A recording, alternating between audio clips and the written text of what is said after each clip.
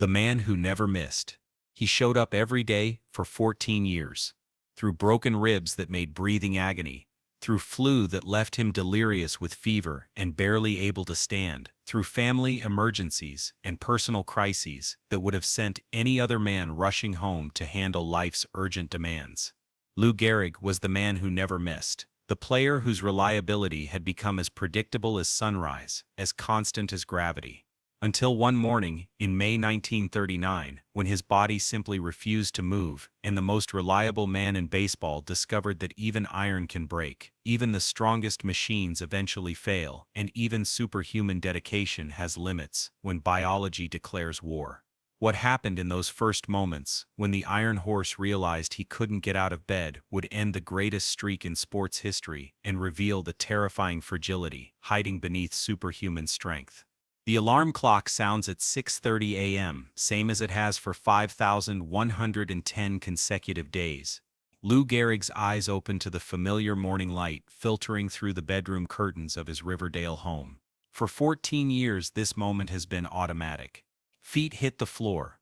Body moves toward the bathroom, mind already focused on the day's game. The routine never varies because routines don't break down. People break down, and Lou Gehrig is not people. Except today, something is wrong. Lou tries to swing his legs over the side of the bed and feels nothing. Not pain, not stiffness, not the usual muscle complaints that come with years of professional athletics. Nothing. His brain sends the signal to move, but his legs don't respond. It's as if the connection between intention and action has been severed, like a telephone line cut in the middle of an important conversation, like a railroad track suddenly ending in empty space, leaving the train with nowhere to go. The silence in his body is deafening. For 36 years, his muscles have obeyed every command without question. Run to first base. Swing the bat. Turn the double play. Jump for a line drive. Every instruction from brain to body has been executed with mechanical precision. Now for the first time in his life, Lou Gehrig issues an order and receives no response. The most reliable man alive has discovered that his own body is no longer reliable. Lou looks down at his body with growing confusion and the first whisper of panic. These are the legs that have carried him around base paths for 2,129 consecutive games. The legs that have never failed him, never betrayed him, never given him reason to doubt their reliability. They look the same as always. Strong, muscular, ready, but they won't move. Eleanor stirs beside him, unconsciously sensing that something in their morning routine has changed. She opens her eyes to find Lou sitting on the edge of the bed, staring at his hands with an expression she's never seen before. Not sadness, not fear, but something more disturbing. Bewilderment. Like a man discovering that gravity no longer applies to him. Lou, what's wrong? I can't. My legs won't. Lou's voice trails off because he doesn't know how to finish the sentence. How do you explain that your body has declared independence from your will? How do you tell your wife that the machine that has run perfectly for 36 years has suddenly, inexplicably stopped working? Eleanor sits up quickly, immediately alert. In 5 years of marriage, she has never seen Lou look uncertain about anything physical. He's broken bones and played through them. He's had flu and ignored it. He's dealt with injuries that would sideline other players for weeks and treated them as minor inconveniences. This is different. This is Lou Gehrig looking at his own body like it's a puzzle he can't solve. What do you mean they won't move? I tell them to move and nothing happens. It's like they're not connected to me anymore. Eleanor reaches over and touches his leg. Can you feel that? Yes, I can feel it, but I can't make it move. For a moment they sit in silence, both trying to process what this might mean. Lou has been complaining privately about weakness in his hands for months, about feeling tired in ways that rest doesn't fix, about coordination problems that he's attributed to age and the accumulation of 14 years' worth of professional athletics. But this is different. This is his body staging a complete rebellion. Maybe it's temporary, Eleanor suggests, though her voice carries doubt. Maybe you slept wrong, or you're more tired than you realized. Lou nods, wanting to believe this explanation, because the alternative is too frightening to consider. He tries once more to stand, concentrating all his mental energy on the simple act of putting weight on his feet. His legs respond slightly, enough to get him upright, but his balance is wrong. He feels unstable, uncertain, like a man walking on a ship in rough seas.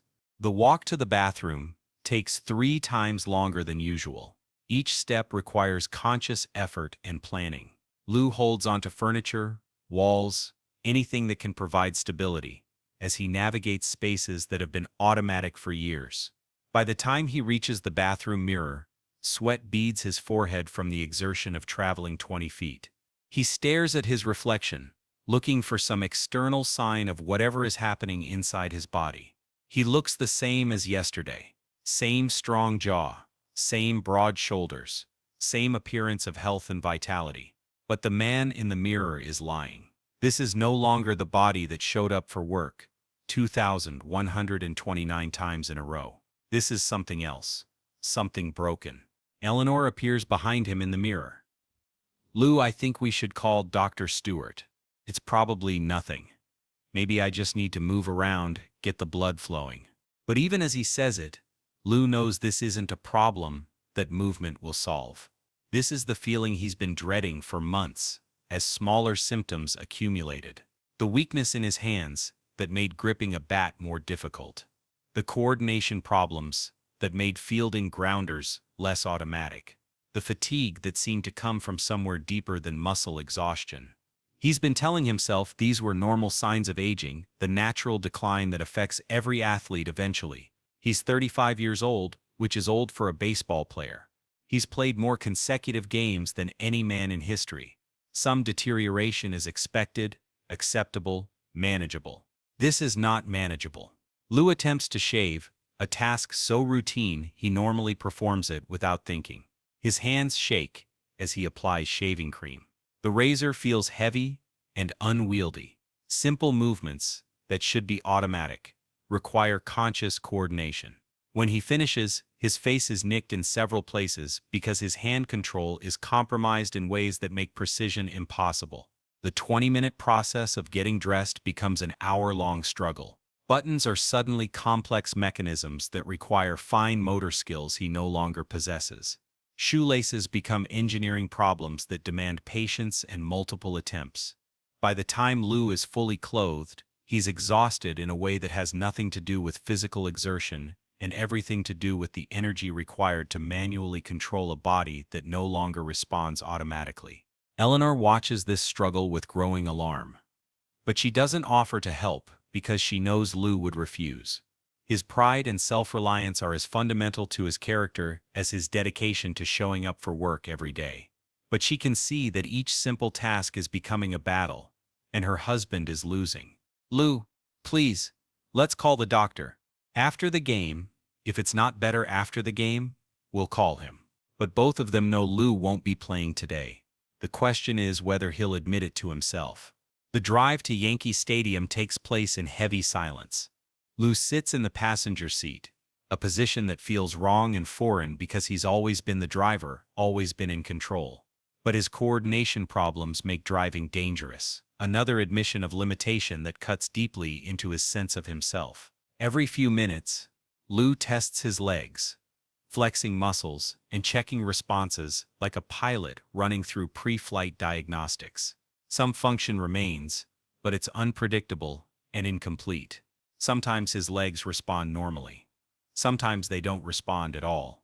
There's no pattern, no logic, no way to anticipate when his body will cooperate and when it will refuse to follow orders.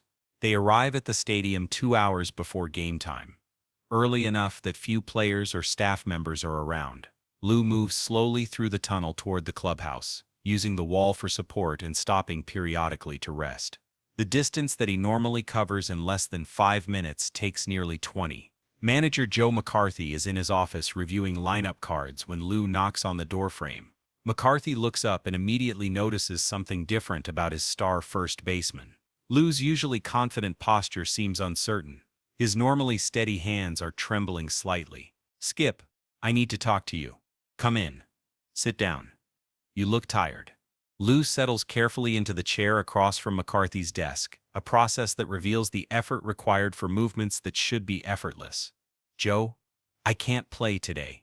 The words hang in the air like something dangerous.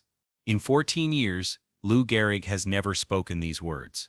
He's played through broken bones, high fevers, family emergencies, and every conceivable obstacle that might prevent a man from doing his job. "I can't play today" are words that don't exist in Lou Gehrig's vocabulary. What's wrong? Are you hurt? "My body isn't working right. This morning I could barely get out of bed. I can't move normally. Something's happening to me, and I don't know what it is." McCarthy has managed baseball players for 20 years, and he's heard every excuse, complaint, and explanation for missed games that exists. This is different. This is Lou Gehrig, the most reliable man in baseball history, telling him that something is fundamentally wrong. "Lou, do you want to take a few days off? See a doctor, get checked out, come back when you're feeling better?" "I don't think a few days is going to fix this." The admission hangs between them, heavy with implications neither man wants to fully acknowledge. If Lou Gehrig thinks a few days won't fix whatever is wrong with him, then something is seriously wrong indeed. "What do you want to do?" "I want to go home. I want to see doctors. I want to find out what's happening to my body, and I want to hope that whatever it is, it's something that can be fixed." McCarthy nods slowly. "I'll take you off today's lineup. We'll tell the press you're dealing with a minor injury. Nothing serious, back in a few days." But both men know this isn't a minor injury. This is Lou Gehrig's body staging a rebellion after 14 years of perfect service. This is the end of something that seemed permanent and indestructible. This is the day the Iron Horse discovered he was made of flesh and blood after all. 3 hours later, Lou sits in the Yankee Stadium, stands watching his replacement take first base. The irony cuts deep. For 2,129 consecutive games, he has been down there on that field, in that exact position, covering that exact ground. Today, for the first time in 14 years, someone else is wearing his number, someone else is standing in his place, someone else is doing the job that has defined his entire adult life. The streak that made him famous, that made him the Iron Horse, that made him the most reliable man in baseball, is over. Not because he chose to end it, but because his body chose to end it for him. Eleanor sits beside him, holding his trembling hand and trying not to cry, but he can feel her tears anyway. Around them, 40,000 fans cheer for the game, buying peanuts and hot dogs and scorecard programs, completely unaware that they're witnessing the end of an era, the death of something that seemed as permanent as the stadium itself. The man who never missed is missing. The most reliable person in baseball has proven unreliable. The Iron Horse has broken down, and all the King's horses and all the King's men cannot put this machine back together again. But Lou Gehrig isn't thinking about streaks or records or what this means for his place in baseball history. He's thinking about the morning alarm that will sound tomorrow at 6:30 a.m. and whether his legs will work when he tries to get out of bed. He's thinking about the simple, automatic movements that he's taken for granted for 36 years and whether he'll ever take them for granted again. For 14 years, Lou Gehrig showed up every day because showing up was what he did. It was who he was. It was the foundation of his identity, his contribution to the world, his promise to teammates and fans and himself that some things in life could be counted on absolutely. Today, his body informed him with cruel clarity that showing up is no longer possible. Not because he lacks the will, not because he's lost his dedication, not because he's given up on the promises he made, but because will alone isn't enough. When the machine breaks down, when biology overrules psychology, when the flesh rebels against the spirit's commands, the man who never missed has missed. And in that moment, sitting in the stands watching someone else play his position, wearing his number, covering his ground, Lou Gehrig begins to understand that reliability has limits, that strength has boundaries, that dedication has an expiration date, and that even the most committed man alive can't force his body to work when it decides to stop cooperating. The streak is over. The Iron Horse era has ended. And now Lou Gehrig must figure out how to be human when being superhuman was all he ever knew. How to find meaning when his greatest source of purpose has been taken away. how to live when the thing that made him feel most alive is no longer possible. Tomorrow he'll begin the search for answers about what's happening to him. But today he's simply a man whose body has betrayed him, trying to process what it means to be unreliable for the first time in his adult life. The streak is over. The Iron Horse era has ended, and Lou Gehrig must figure out how to be human when being superhuman was all he ever knew.